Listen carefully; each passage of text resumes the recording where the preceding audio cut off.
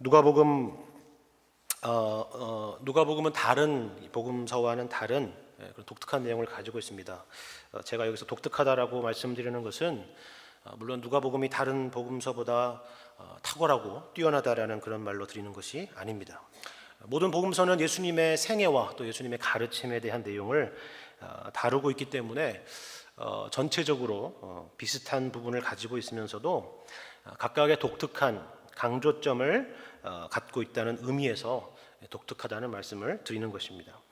우리는 그 독특한 점 중에 하나를 누가복음만이 가지고 있는 서론의 부분에 대해서 우리 일전에 한번 살핀 적이 있었습니다. 누가복음을 시작하는 짧은 이 4절의 말씀에 이 글을 누구에게 쓰고 있는지, 그리고 왜 이 복음서의 말씀을 쓰고 있는지에 대해서 다른 복음서와는 조금 다르게 명확하게 밝히고 있는 그런 내용이 그런 것 중에 하나이죠. 그러나 오늘 살펴보려는 독특한 부분은 그 내용 이후에 등장하는 말씀 중에 한 부분에 대한 것입니다. 이방인으로 추정되는 실제의 인물이라고도 할 수 있고 또 가상의 인물이라고도 할 수 있는 이 데오빌로라는 사람에게 이 복음에 대하여 이제 본격적인 이야기를 시작하는데, 그 시작할 때 다른 누구도 아닌 제사장 가문의 사가랴와 그리고 엘리사벳에 대한 이야기를 하고 있다는 점이 참으로 독특한 부분입니다. 우리가 알다시피 마태복음은 예수님의 족보에 대한 이야기에서 이어서 예수님의 육신의 부모에 대한 이야기로 이어지고 있습니다. 그리고 마가복음은 세례 요한에 대한 이야기로 바로 시작합니다. 그리고 요한복음 또한 세례 요한의 이야기가 예수님에 대한 이야기를 본격적으로 하기에 앞서서 등장하고 있죠.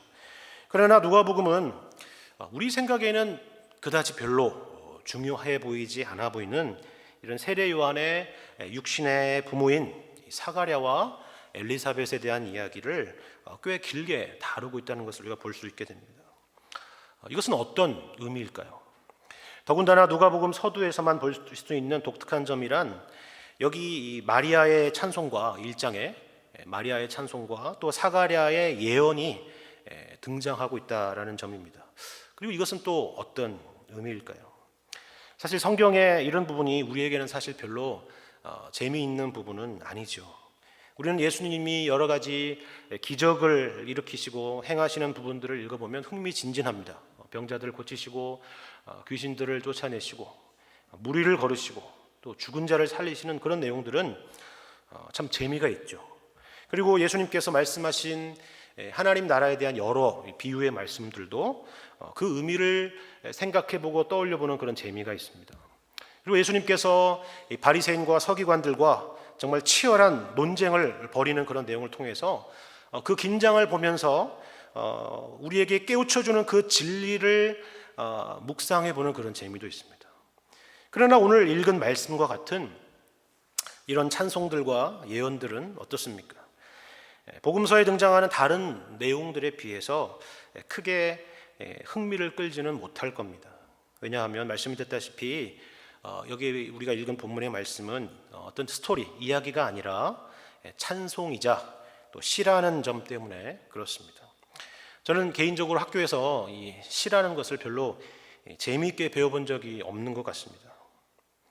죽은 시인의 사회에 키딩 선생님 같은 선생님을 만났더라면 몰라도 저는 그런 선생님을 만나본 적이 없었고, 시라는 것을 항상 배울 때 이 단어의 뜻이 무엇이고 무엇을 상징하고 있는 것을 배우면서 마치 무슨 이 감추어진 암호를 푸는 것 같은 그런 시간을 보냈습니다. 이게 국어 시간이 아니라 무슨 암호 해독 같은 시간, 암호 해독 시간 같은 그런 시간들을 보냈습니다. 그리고 그것을 얼마나 잘 공부했느냐라는 것을 시험을 통해서 확인하곤 했죠. 재미가 없었던 것입니다. 저희 아버지는 지금도 시인이신데 저는 항상 백일장에 종종 나가곤 했습니다. 근데 선생님이 항상 저를 백일장에 보내는 이유는 저 때문이 아니고 저희 아버지 때문이었습니다. 그래서 저는 그래도 그나마 백일장에서 뭘 쓴다 그러면 산문을 쓰고 싶은데 항상 이 시 부분에 저를 보내는 거죠. 정말 싫었습니다. 쓸 내용도 없고요. 그런 일이 있었습니다. 그러다 보니까 이 성경에서도 시만 등장하면 일종의 이 트라우마 같은 것이 생기는 것입니다. 두려움이 있습니다.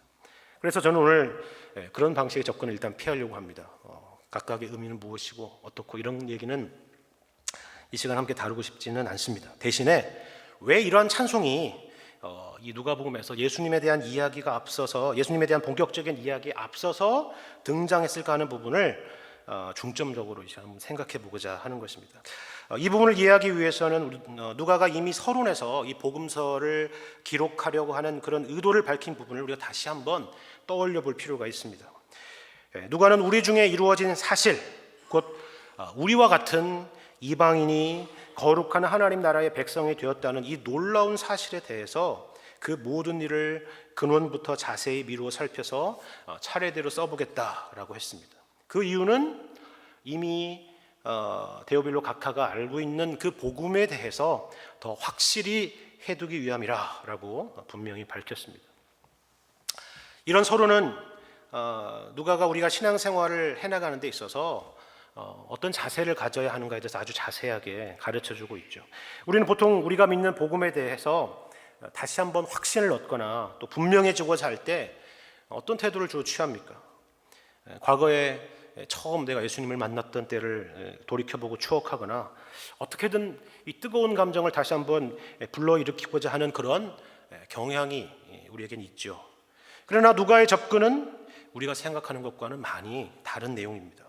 복음으로, 그리고 하나님의 말씀으로 돌아가는 것입니다. 그것도 아주 치열한 탐구의 정신을 가지고 돌아가는 것입니다. 이것은 우리가 믿는 신앙이 진리라는 그런 확신이 없는 한 사실 불가능한 것일 겁니다. 진리라는 것은 감출 수도 없고 감출 필요도 없는 것이죠. 일종의 자신감이라고 할 수 있을 것입니다. 기독교 신앙도 자세히 보면 참 모순덩어리야, 모순이 많아. 그래도 믿어봐. 쓸데없이 따지지 말고 덮어놓고 믿어보세요. 이런 방식으로 접근하는 것이 아니라 근원부터 자세히 미루어 살펴본다면 우리가 믿는 이 기독교 신앙이, 이 복음이 왜 진리일 수밖에 없는지를 알게 되리라는 그 자신감을 가지고 지금 이 말씀을 써내려가고 있는 것입니다. 사도 바울이 복음에 붙들려서 평생을 살게 된 것은 단지 다메섹 도상에서의 신비로운 체험 때문만이 아니었다는 사실을 우리는 기억하실 필요가 있습니다. 그가 예수를 믿기 전에는 기독교 신앙이라는 것은 한갓 신흥 종교 혹은 신종 이단에 불과했던 것입니다.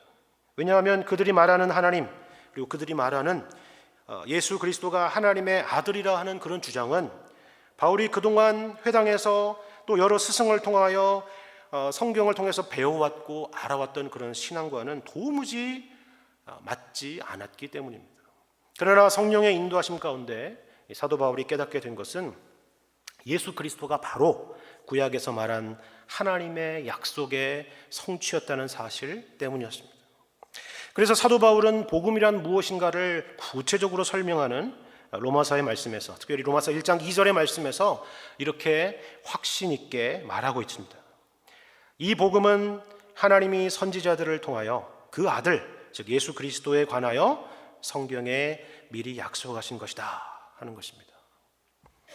복음이란 갑자기 등장한 신흥 종교가 아니라 이미 구약에서 예언되었던 그 메시아가 바로 예수 그리스도요, 그가 이루신 일이 복음이라고 말하고 있는 것이죠. 만일 사도 바울이 이런 성령의 조명하심 가운데 근원부터 자세히 미루어 살피는 그런 탐구의 자세가 없었더라면 이런 결론에 이를 수 없었을 것이고 그의 복음 사역 자체가 아마 불가능했을 것입니다. 우리가 잘 알다시피 사도 바울은 선교를 다닐 때 그 중심이 바로 유대인들이 모이는 회당이었다는 사실을 기억할 필요가 있습니다. 그것이 바로 이 부분을 반증하는 것입니다. 만일 그렇지 않았다면 구약에서 말하는 그 하나님이 우리가 믿는 예수 그리스도에게서 나타난 그 말씀, 그 하나님이 아니었다면 그는 회당이 아니라 아마 노방전도를 했겠죠. 이러한 바울의 제자가 바로 오늘 누가복음의 저자인 누가인 것입니다. 스승의 탐구 정신을 누구보다도 잘 알고 있었을 것입니다. 그리고 그 또한 그 탐구의 정신으로 어떤 하나의 결론에 도달해야만 했고 또 도달했을 것입니다. 그가 알아내고자 했던 결론이라는 것은 아마 이런 질문들에 대한 답이 아니었을까 생각됩니다. 과연 하나님께서 자신과 데오빌로와 같은 이방인들을 당신의 백성 삼으실 것을 처음부터 계획하셨는가 하는 것입니다. 아니면 처음에는 계획이 없었는데 나중에 생각이 바뀌셔서 우리와 같은 자들을 복음으로 초청하신 것이 아니냐 하는 것입니다. 다시 말씀드려서 구약의 하나님은 유대인만 택하셨고 우리와 같은 이방인은 안중에 없다가 후일에 생각이 바뀌셔서 예수 그리스도를 통해서 우리를 구원하셨는가 하는 것입니다. 아니면 혹은 구약의 하나님은 본래 율법의 하나님이고 심판의 하나님이셨는데 후일에 그 마음을 누그러뜨리시고 은혜를 베푸셔서 우리를 구원하시기로 하셨느냐 하는 것입니다. 여러분의 생각은 어떻습니까? 처음부터 저희와 같은 이방인들은 하나님의 구원 계획에 없었던 것입니까? 그리고 구약의 하나님은 율법과 심판의 하나님이고 신약의 예수님은 은혜와 구원의 하나님이신 것입니까? 만일 이 질문에, 이 부분에 대해서 흔들림이 있거나 확신이 없으시다면 이 누가가 권면한 대로 근원부터 자세히 미루어 살펴보시길 바랍니다. 아니, 그렇게 하셔야 됩니다. 여기에는 추호도 흔들림이 없어야 합니다. 왜냐하면 이렇게 하나님에 대해서 알고 계신다면 그것은 한참이나 잘못된 것이기 때문입니다. 기독교 역사의 2세기경에 등장한 이단이 있었습니다. 바로 마르시온이라는 이단이었습니다. 그들은 제가 말씀드린 그런 생각을 가지고 있었습니다. 구약의 하나님은 신약의 하나님과 다르다 그랬습니다. 구약의 하나님은 폭력과 보복의 신이지만 예수 그리스도께서 말하는 하나님은 사랑의 하나님이라 했던 것입니다. 그래서 심지어는 구약을 모두 폐기 처분하고 신약도 바울 서신 중에 일부만 인정했습니다. 여러분 중에는 마르시온이 누구이고 또 어떤 이단인지 모르는 분들이 아마 많으실 것입니다. 그런데 사실 그걸 아는 게 중요한 것이 아닙니다. 모르셔도 상관이 없습니다. 중요한 것은 그러한 가르침이 당시만이 아니라 오늘날에도 그 정도와 내용만이 다르지만 다른 형태와 모양으로 나타나고 있다는 것을 아는 것입니다. 구약의 하나님은 무시무시한 하나님으로 그리고 심판의 하나님으로 두려운 하나님으로 그리면서 신약의 예수님은 이런 이미지와는 전혀 다른 따뜻하고 자상하고 은혜가 넘치는 그런 분으로 이해하고 계시다면 마르시온과 같은 오해에 빠진 것입니다. 구약은 율법이요 신약은 은혜라 이렇게 성경을 이해하고 계시다면 성경을 처음부터 다시 자세하게 읽어보아야 할 것입니다. 누가복음에서 말한 그 탐구의 정신으로 성령님의 도우심을 구하며 말씀 안으로 들어가야 하는 것입니다. 그래야 믿음 안에서 흔들림 없이 설 수 있는 것입니다. 그런데 이 일을 도와주는 그런 성경이 있습니다. 히브리서가 아마 그 대표적인 예가 될 것입니다. 로마서나 갈라디아서 말씀도 마찬가지입니다. 그리고 오늘 우리가 읽은 이 누가복음과 그 속편격인 사도행전이 그렇습니다. 모든 일을 근원부터 자세히 미루어 살펴보니 이런 결론에 도달하더라 그렇게 말하고 있죠. 사도행전을 보면 누가는 이 일을 사도 베드로의 입을 빌어서 설명합니다. 그리고 순교자 스데반의 설교를 통해서 정리해 주기도 하죠. 그러나 오늘 우리가 함께 읽은 누가복음 1장과 같은 방식으로 우리에게 설명해 주기도 합니다. 구약에 나타난 하나님에 대한 요약 정리, 그분이 누구셨고 어떤 분이시고 그리고 어떤 일을 하셨는가에 대한 이야기, 바로 이런 이야기를 창세기부터 말라기까지 하려면 하루 이틀에 끝날 일이 아니겠죠. 그러나 그것을 가장 압축되게 그리고 가장 효과적이면서도 강렬하게 전달할 수 있는 방식은 하나가 있을 것입니다. 그것이 바로 오늘 우리가 본문 1장에 등장한 찬송과 예언의 말씀입니다.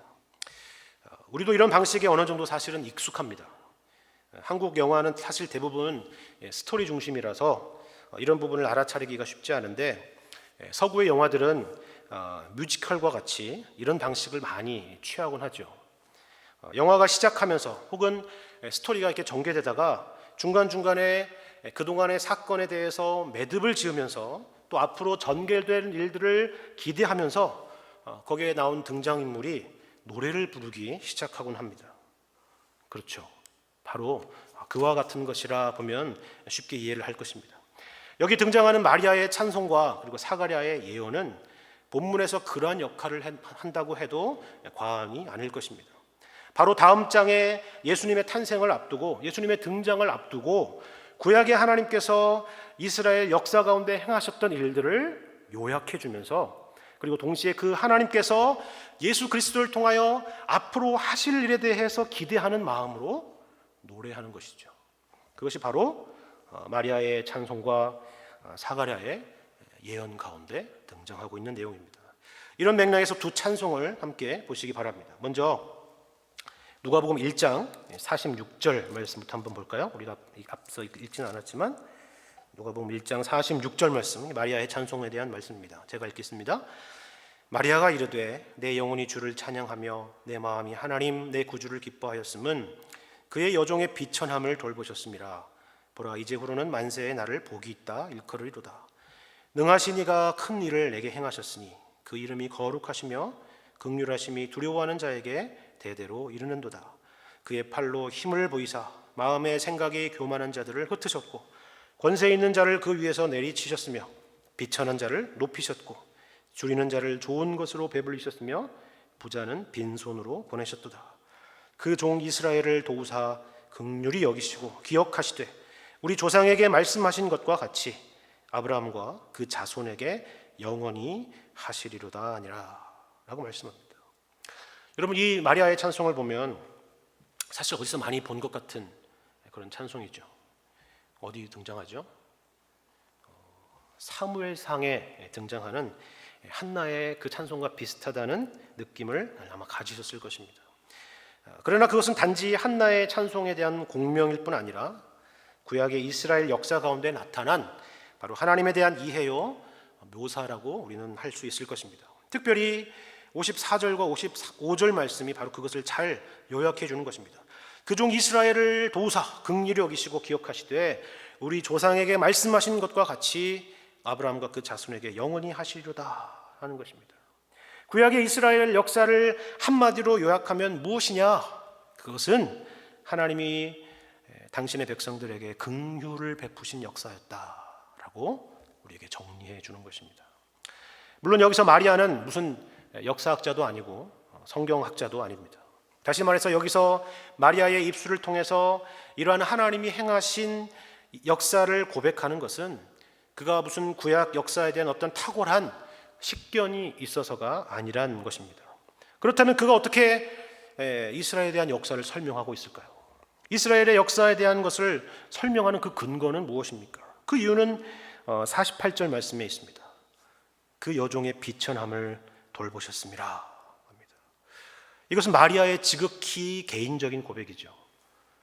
나같이 비천한 사람을 하나님이 기억하셨구나, 그리고 돌보셨구나 하는 그런 고백입니다.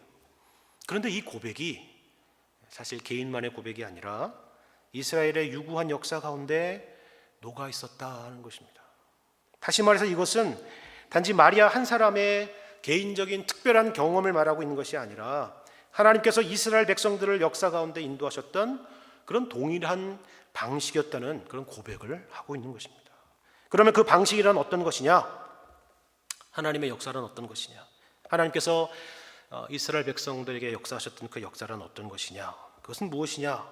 바로 못난 사람들, 비천한 사람들을 그냥 내버려 두지 않으시고 하나님께서 간섭하시며 긍휼을 보이시며 은혜를 베푸시는 방식으로 그들을 인도하셨다 하는 것입니다. 그러므로 마리아의 이런 개인적인 경험은 이러한 하나님의 동일하신 역사 안에 있다는 확신으로 이어져 가는 것입니다. 여러분과 저와 같은 자가 하나님의 백성된 경험이 단지 어느 한순간 어느 한 사람의 특별한 종교적인 경험이 아니라 비천한 가운데 흑암 가운데 있는 백성들을 돌보시는 하나님의 동일하신 역사 가운데 있다라는 것입니다. 그리고 이러한 하나님의 역사를 인도하시는 방식이 구약의 시대에서나 신약의 시대에나 언제나 일관된 하나님의 동일한 방식이었다 하는 것입니다. 만일 하나님께서 처음부터 유대인이라는 어떤 혈통, 아브라함이라는 어떤 육신적인 혈통, 혹은 그들의 어떤 의로운 행위 때문에 구원하시고 그들의 어떤 행위 때문에 그 은혜를 베푸셨다면 그것은 오늘날 우리에게는 아무런 소망의 근거가 되지 못할 것입니다. 그러나 하나님께서는 이스라엘의 역사를 시작하시면서 처음부터 우리에게는 조건이 없고 오직 우리를 향하신 긍휼하심이 역사의 동인이었다면 이것은 유대인뿐만이 아니라 우리와 같은 이방인도 동일하게 소망을 가질 수 있으며 그 역사 안에 동참할 수 있는 근거가 되는 것입니다. 마리아의 찬송은 바로 하나님의 역사가 이와 같았다라고 고백하는 것입니다. 구약에서는 무시무시한 하나님이셨다가 신약에서는 갑자기 은혜와 긍휼의 하나님이 되시기로 하셨다는 것이 아니라 처음부터 당신의 백성을 향하여 긍휼을 베푸신 것이 하나님께서 이스라엘의 역사를 이끌어 가셨던 동일한 방식이었다라고 우리에게 말해주고 있는 것입니다. 이어지는 사가랴의 예언에서 이 부분이 얼마나 더 확장되어 설명되고 있는지를 확인해 보시길 바랍니다. 오늘 읽은 말씀입니다. 1장 67절 말씀부터 보겠습니다. 그 붙인 사가랴가 성령의 충만함을 받아 예언하여 이르되 찬송하리로다 주 이스라엘의 하나님이여 그 백성을 돌보사 속량하시며 우리를 위하여 구원의 뿔을 그 종 다윗의 집에 일으키셨으니 이것은 주께서 예로부터 거룩한 선지자의 입으로 말씀하신 바와 같이 우리 원수에게서와 우리를 미워하는 모든 자의 손에서 구원하시는 일이라. 우리 조상을 긍휼히 여기시며 그 거룩한 언약을 기억하셨으니 곧 우리 조상 아브라함에게 하신 맹세라. 우리가 원수의 손에서 건지심을 받고 종신토록 주의 앞에서 성결과 의로 두려움이 없이 섬기게 하리라 하셨도다. 이하여 내가 지극히 높으신 이의 선지자라 일컬음을 받고 주 앞에 앞서가서 그 길을 준비하여 주의 백성에게 그 죄 사함으로 말미암는 구원을 알게 하리니 이는 우리 하나님의 긍휼로 인함이라. 이로써 돋는 해가 위로부터 우리에게 임하여 어둠과 죽음의 그늘에 앉은 자에게 비치고 우리 발을 평강의 길로 인도하시리로다 하니라 라고 말씀합니다. 구약의 역사와 그리고 하나님의 언약들이 아브라함에게 하신 언약, 그리고 다윗에게 하신 언약, 그리고 선지자들에게 주신 새 언약, 이러한 언약들이 일관되게 바로 이것을 말해주고 있다는 것입니다. 하나님이 이 세상을 이끌어 가시는 방식, 그리고 하나의 그 동인이 있다면 바로 이것이라 라고 말하는 것입니다. 재미있는 것은요, 그것은 무엇이냐 할 때 누가복음에서 총 12번 등장하는 단어가 있습니다. 그 12번 중에 무려 5번이 이 누가복음 1장에 등장하고 있는 그 단어입니다.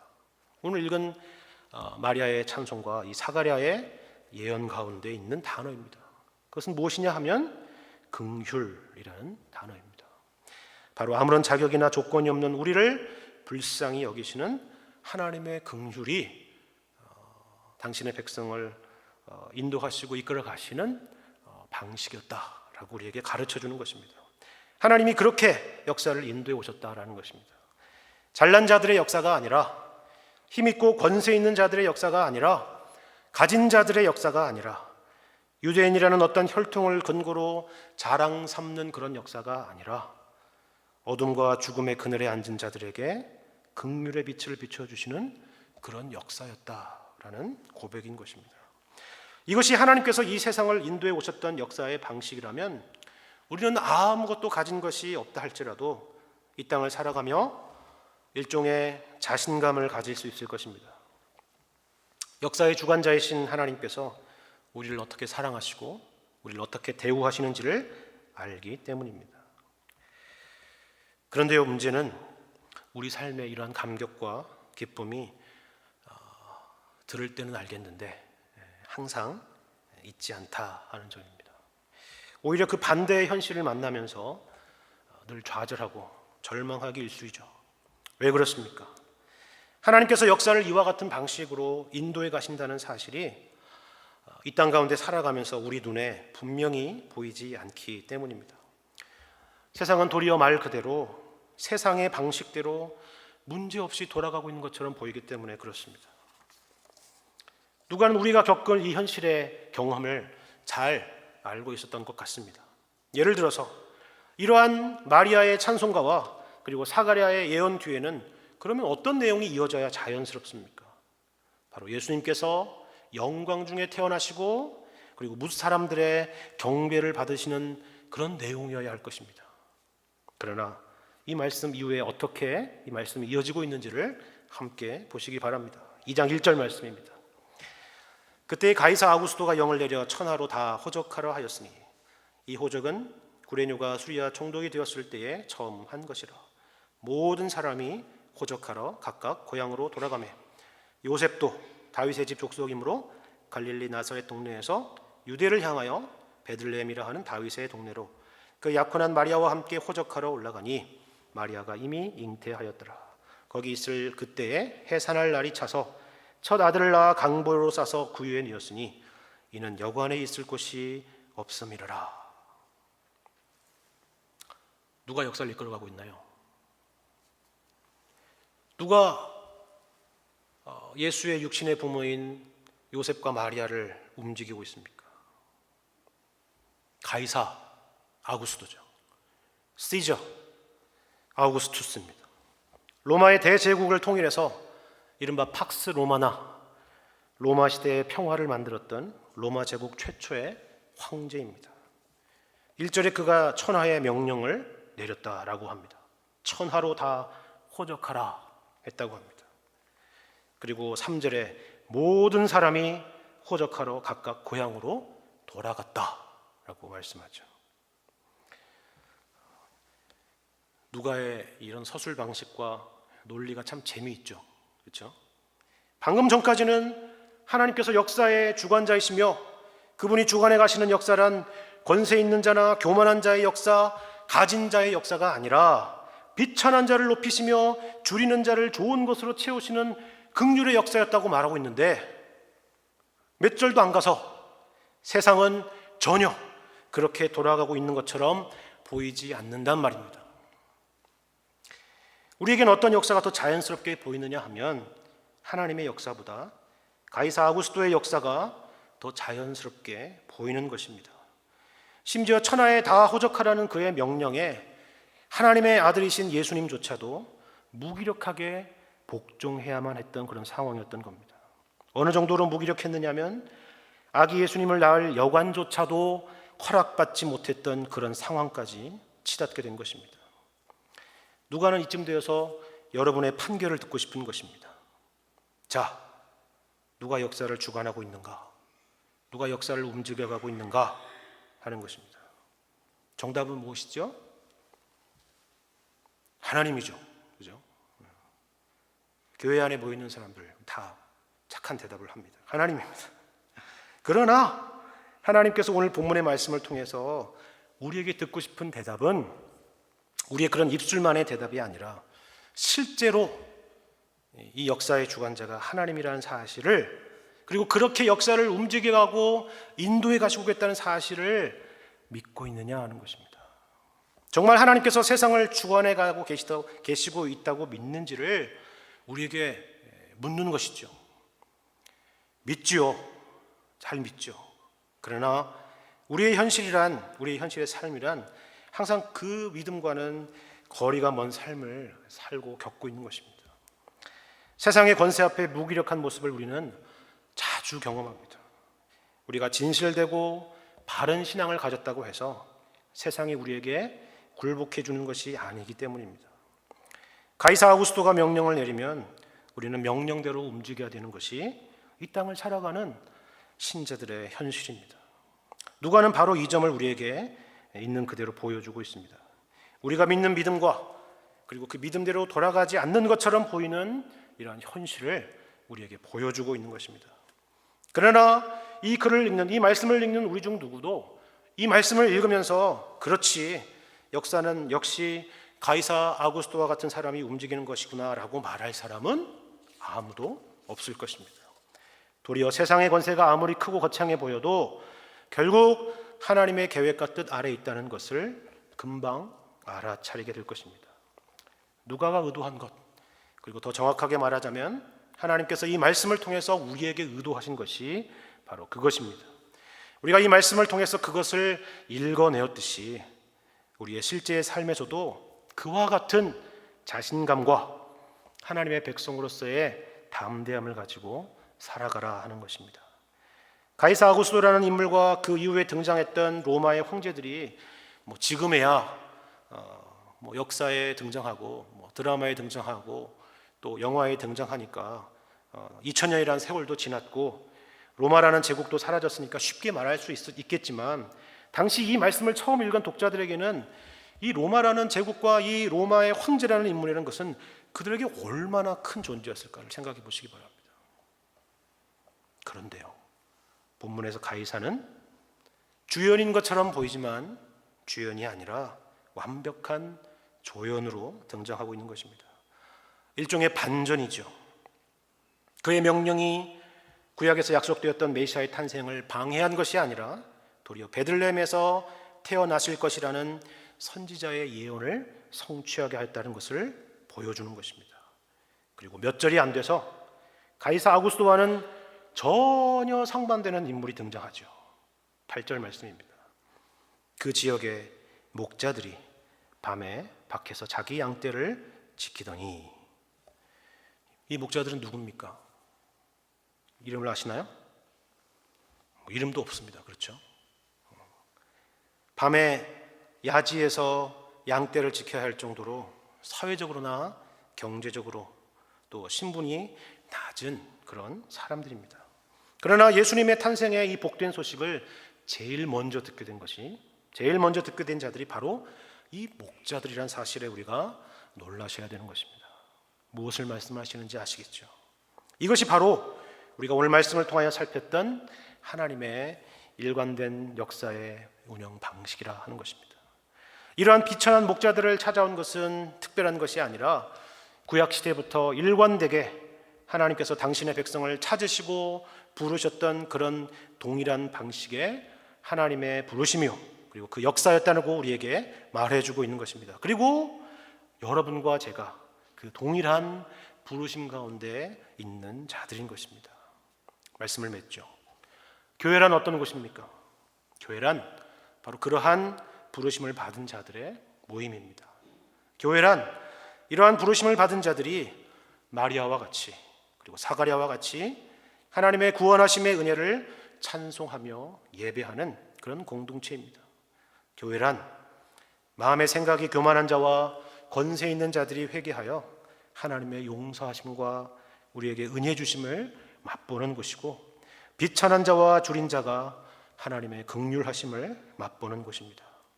이러한 은혜가 여러분과 저의 모든 예배와 찬송 가운데, 그리고 우리의 삶의 구석구석 가운데 항상 흘러넘치시기를 주님의 이름으로 간절히 축원합니다. 함께 기도.